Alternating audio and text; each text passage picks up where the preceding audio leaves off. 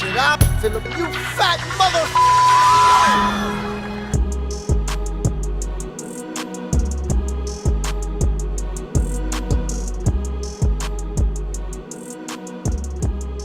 It was a cooler day. Thankfully, the summer weather is over here in Washington. They said either it's not true or it's hearsay.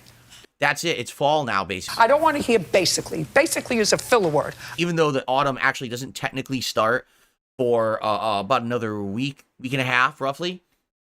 Basically, I don't want to hear the word basically. We're going to have fall weather moving forward now. So because of that. All right. First of all, who is they? Like, who would ever say that? And second, how does Phil choose who to believe? Let's just say someone actually did say that. I just am so curious to how Phil parses information. His inability to listen to good advice and sit there and argue for 18 minutes about not blocking Derek.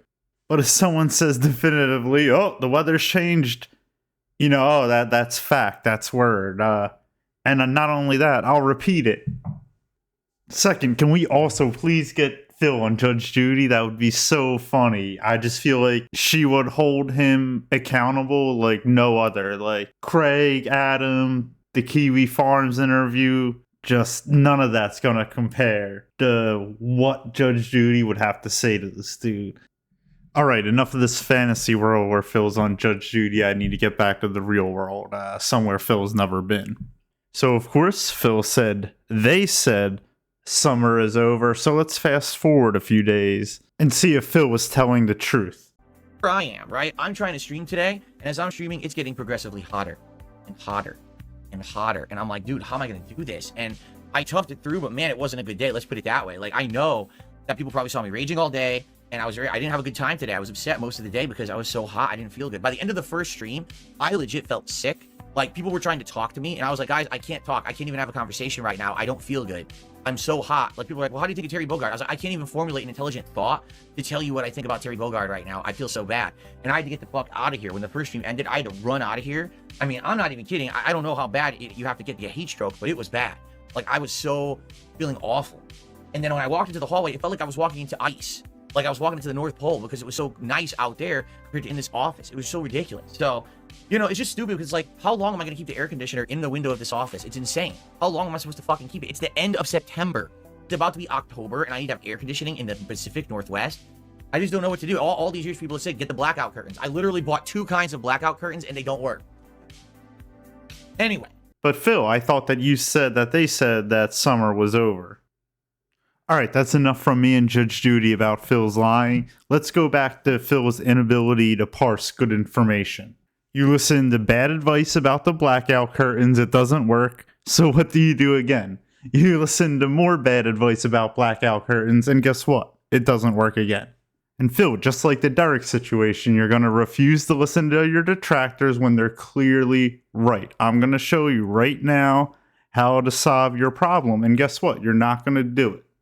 Step 1, quit WWE Champions. Step 2, take your wife on a honeymoon. After you do that, you use her credit, if you already haven't destroyed it, to open up a Home Depot credit card and you buy one of these. Look, you'll be able to finance it for $290 a month. You know, with the extras you need, you'll probably be about $2,000 even. So, you know, like $300 just over a month. That's just 3 of those $100 polls you have to give up. That should be no problem.